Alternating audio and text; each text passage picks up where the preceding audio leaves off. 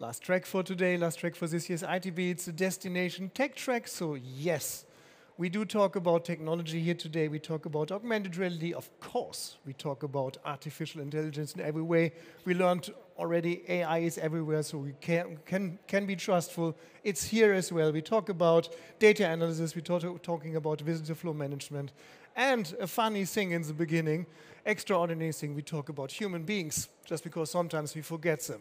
Digital humanism is especially, in my point of view, amazing important things for destinations, for not forgetting hospitality and the way to treat human guests. So I'm delighted to present or to welcome Eric Sherratt. He's the CEO and founder of Boulder, which is a company who's really strong in the field of building valuable content for guests and for destinations. And the question is how to bring this together, how to find the right approach, how to find the right technology. And the rest explains Eric. Thanks for being here, Eric. Welcome. Thank you. It's great to be here. It's yours. Yes. All right. I'm going to talk about the human piece in technology. So being human is sometimes a struggle, especially in a consumer-based economy. And I think one of the most important things we can do when we start deploying AI and other technologies is to remember to put the human being in the center. So here, last week, I had the good fortune of being in Scotland with my family and bringing them to work. I was working with community-based tourism with Scotto and Karen Tobin on a concept called Be Local. So what we're looking at is how can we engage the local communities? And what is the benefits of being received as a local? So we ended up jumping on a plane, no planning, just trusting our network in Scotland. And it was an amazing journey. We got to be in these places where we could do what we love, and we were guided by people we trusted, and we got to see all the exciting stuff. And I think that when we think about it, you will never be able to do this with AI if we deploy it in a consumer-based model. So I want us to do something from Karen's playbook here today. We'll take a small moment and press pause. And we're going to reflect on what it means to be human. And think hard, deep, what does it mean, a moment in your life where that matters to you, right? What does it entail? What's important?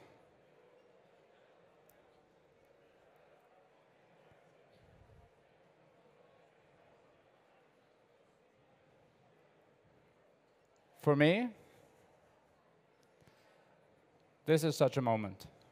Spending time with my family, doing what we love, being with people that I care about in places that I care about. I don't know what it was for you, but I'm betting that at least one of these two components were part of it, humans or nature. So now if you think about that moment, again, would you sell it? Could you sell it? What's the price of it?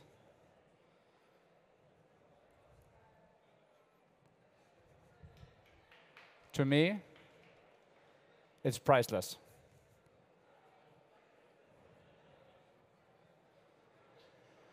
And priceless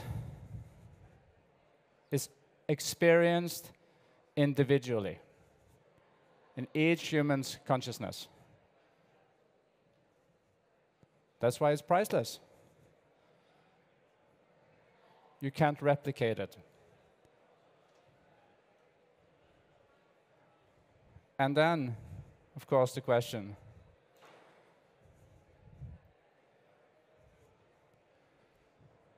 is the technology we're using built for priceless? Supporting it? In my experience, running adventure businesses, I've been a mountain guide for 20 years. Technology doesn't do that job for me. So the smaller you are, the harder it is to work with technology that is made for capturing customers. The way we organize currently is to capture customers, own them, and exploit them. Maybe that's not the intention, but that's often how we feel when we are on the consumer side of things. We become a product. We get trapped in what we in technology call walled gardens, right? So we go in, and then we get these beautiful tools that we can create stuff, but the value is not for us. So if we do a deconstruction of big tech, right?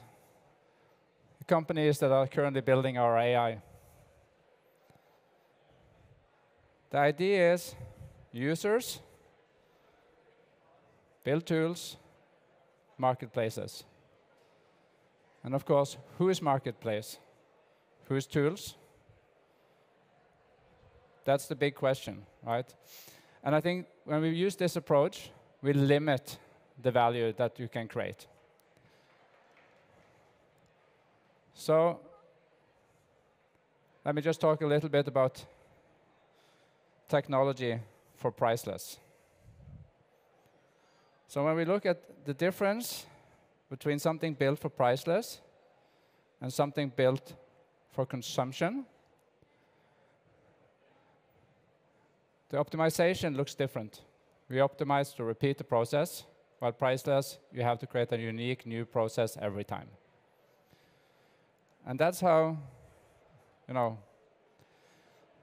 network works in the real world, right? You meet people, even if it's the same person, they've done something since last time you talked to them. So there is something changing all the time. It's what we in system thinking call an open system. So an open system has a very different model.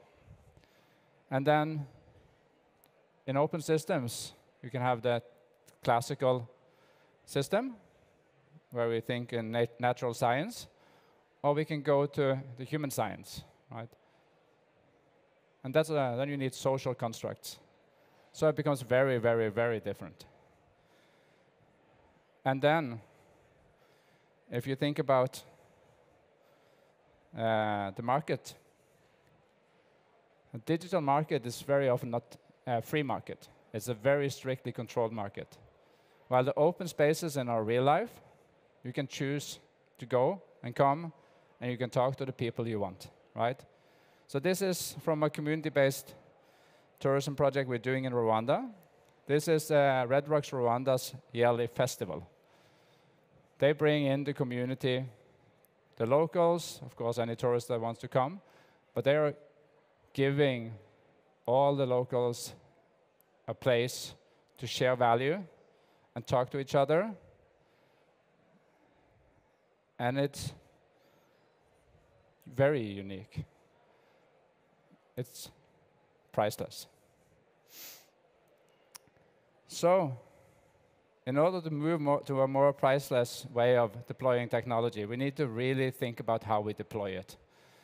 And in human-centered technology, or with using, if we deconstruct that, we have to look at peers, not users, right?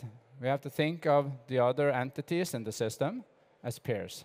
And what does peers mean? It means that we are equal. We have the same powers. We play at the same level. And then when we think about the tools we are deploying, we need to deploy tools with a purpose. They are supposed to serve human creativity. Because if we are creating, we are not consuming. And then we create much more value. And if we can build the connections we want, instead of being on a marketplace, being a product, we get ownership to the things we create, to the people we are connecting with. And that's how we can achieve priceless value. And if you achieve priceless value, so anyone here, oh, I need to earn money, of course you do. I mean, this is not about not surviving, but this is about going from surviving to thriving. And for the small companies out there that are using technology today, they are barely getting by. So if tourism wants to change and wants to get at the head of the game, we need to think about these things. And a way to do that is deploying human-centered practices at the core of everything we do. And human-centered practices is to make sure that individuals have the capacity, the autonomy, the agency to be actively participating in the relationships that they are pursuing in the real world. And I'm going to share a case study with you. This is from another sector, just not to offend anyone, right? But also because it allows you guys to imagine how it will deploy for you. So I'm not putting any boxes around it. Last year, we were contacted by a group of sports clubs that had an issue filling their stadiums, declining seating over years. And they are one of the best handball teams in the world, right? So, strange, 400 people on a 7,000 stadium. Not very fun. So, they asked us, can you guys help us figure out a solution for this problem? Now they had united, 16 clubs had come together to ask this question because they had all the same problems. And we said, oh, well, we'll give it a try. It's a little early days, but we'll try. And then we asked them to, again, okay, what's the least risk for you guys, right? So we got a 12-year-old girl team. Their matches were 20 people forced to come, right? Whoever drives them. So that was their audience. So before I go to what we did, I'll just illustrate the problem. Participation gap. I think this is in the research. It's really interesting. There is a connection currently between technology, how advanced it is, and how many people are participating in co-creating value. So co-creation goes down the more advanced the technology is. That's something to think about. And also we have clear numbers. In the big digital platforms, only 1% are the creators. 90% just passively consuming. And then you have like 9%. They're creating some of the time, but that's not why they are there. When they're creating, they create because they have to.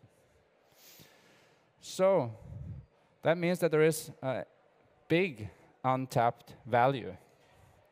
And that value is not just the priceless value, right? It's money on the table, stretched out.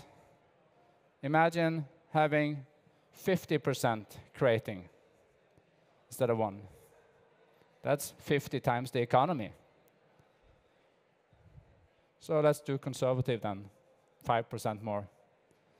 Still an insane number. I'm not going to even bother calculating it. You can do it yourself. So this is the reason why we have to change. More human value, better life, better quality, and we can thrive. So what did they do? The sport team, they got together. They used technology built for human-centered practices, where you can collaborate. You can create a story together. So that's what they did. On a Wednesday evening, we put them in. We said, OK, we'll teach you how to use this. They created a poster for their game. And we said, now use your network. Use this power. Take it to your friends, your family, the people you care about, and see what happens. What happened was magic. I would even say it was priceless. So, you're curious? So you remember the other picture? Just go back. This is from a match. This is not from an empty stadium, but it is an empty stadium. And what you see next is the same stadium. They started on a Wednesday, and this was the result on Saturday match day. And they sold the tickets. 12-year-old girl team, they earned 600 euros. They overfilled the stadium, and the deployment time, 1 day, 2 days to work, and 230 people at the stadium. First time. Of course, we couldn't believe what we were seeing. This was crazy, and it is crazy. What they shared, the link to the match invitation, 60% of the visitors bought a ticket. Anyone that done a newsletter campaign knows that that's like mind-blowing shit. So we did it again, and we did it again, and it worked every time. Now the rest of the sport clubs are getting on board, and they're even collaborating between the sport clubs. So the competing team is selling tickets for the home team because everyone wins. And this is how you close the participation gap. You give people power. Everyone in the network gets power. They get tools to collaborate, and then everyone wins. So this is what we can do in tourism. We can do this with the visitors, with our customers. It's just about having the right goal. So what are the big changes between these two ways of organizing? The old way or the current, depending on your perspective. It's all about quantity. Getting it out there. But it's also about you create stories, you put them out there, and then they're gone. Never to be found again. I'm betting that some of you have been on LinkedIn, or I don't use Facebook anymore. But anyways, Instagram, whatever mass communication channel you have out there. You throw it out, and you never see it again. You spend lots of hours on it, and a very limited return. Of course, sometimes you get the right phone call from the right person, and it just makes it worth it. So, but also it's about one-directional communication, right? So you don't get people to engage. It's very hard. And so when you think about your next deployment of technology, or even in your organization, because this is not just about technology, I would say it's about attitude. It's about how you organize your business. Because currently we are organizing in a very old school way. We are organizing in an industrial model. And industrial doesn't work. And industrial has never worked for the small guy in tourism. So with the changes that are happening, and with AI, you deploy AI for everyone, not AI just for the big one, right? Because now, if you do that, then everyone wins. If you do it for using the big tools, that is the big marketplaces, then you're giving away your value. You're giving it away for free, while this is actually the biggest opportunity in human history to change that. But it requires us to make active choices. You have to want to pursue priceless. So in the human way, you would promote deep relationships with your customers, with your friends, because now your customer becomes your greatest ambassador, right? If you have tools to spread the news about the place you love, you would do it.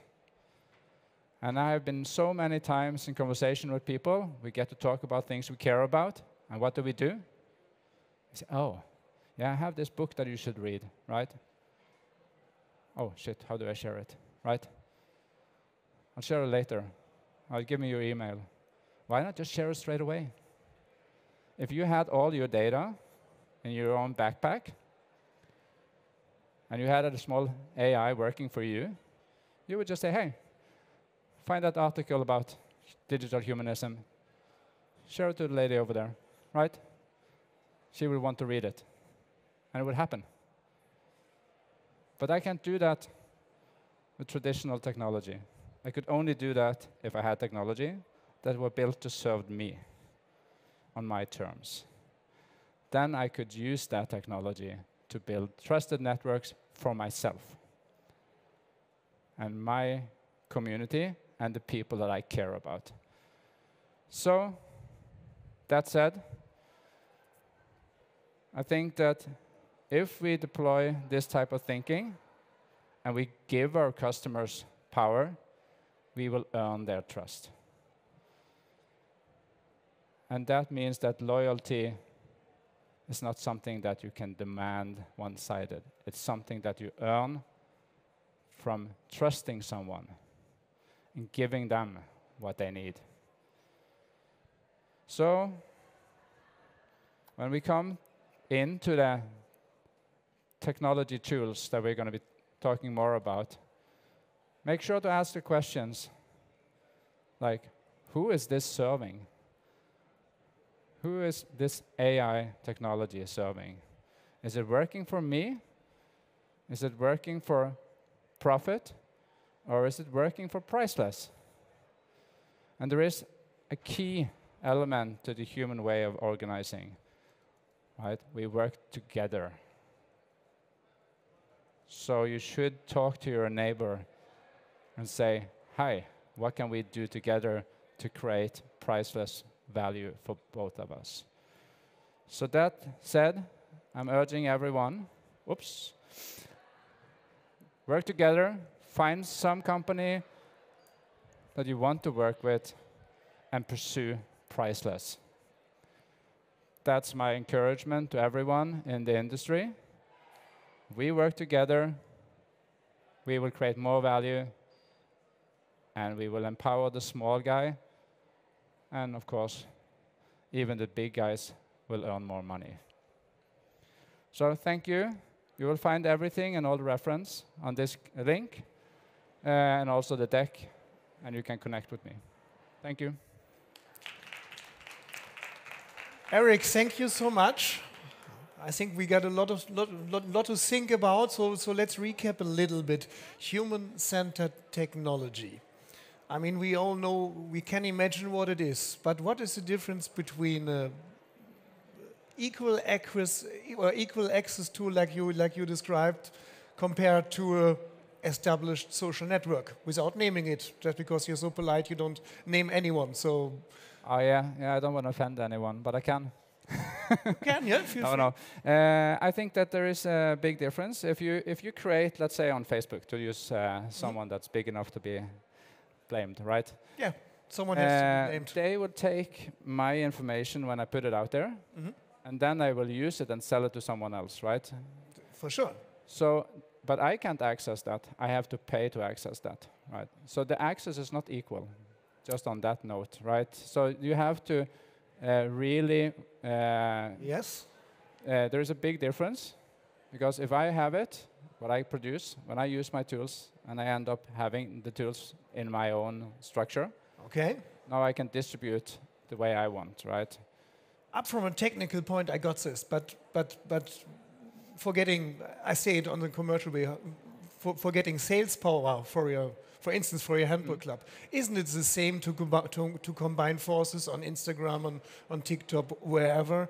Or no, there is another big difference, because these networks, they capture the marketplace, right? So the network is not yours, it's theirs, right? So when the big social media platforms, they ask you to create, and then they control the network. And controlling the network is controlling the marketplace, and is controlling the price. So that you can really see, just to use a more like place to home, right? We run a farm, regenerative farm, and we have guests coming. And we use Airbnb, right? They have a monopoly on renting out beds, right? But they're not good enough for us to kind of explain what we do, because we don't really rent out beds. We're selling experiences. So it degrades our product. And the beauty of that setting is that they ask us, oh, now you put up your rooms. Now why don't you let us control the price? it's true. Yeah. It's like you want the marketplace to decide what you're selling your rooms for. I don't want that. So, but we live in the world we're living. We can change it, but it takes behavioral change. It takes one step at a time. So it's going to be a very different world when everyone has their own technology. Can you convince us, and I think this is essential, that potential, whatever you call them, user, customer, guest, wherever you come from in our audience, are willing to enter this new human-centered network? They should. The most important reason is that if you're not big enough to be the monopoly, right, then you have to work together with all the small players equally to prevent monopolies from happening. That's what we call democracy. And digital world is not democracy. It's a technocracy. So what they call techno-feudalism. There's a really good book, by the way. Read it. You talked already about AI. Is there anything else that really powers you, that will be helping to push forward digital humanism in travel or in travel tech? I think the most important thing is the empowerment of each small business, right? So that is where we can do the most. There is so many businesses out there. I mean, in Norway, 70% of the businesses is less than one employee. That's something to think about, right? So they can never beat Google at the AI game. They have to collaborate. They have to collaborate. Yes. Okay. But that's how you win. Thank you. Yes. Eirik Siaset, CEO and founder of Boulder. Thank you so much for coming. Thank you for having me. Great. By the way, Eirik, maybe just a final question. What is your personal opinion about augmented reality? Oh, I think it's something very exciting on the horizon. I mean, I had an adventure center where we were having that at the heart early days. Something I really believe in. It can expand our horizon and ability to do stuff that we can't really do in the physical world. So it can open a realm to a new way of being human, but I don't know when. then you should stay with us just because we're talking about augmented I will. reality now. Thank Thank you. you. And indeed, thank you, Eric.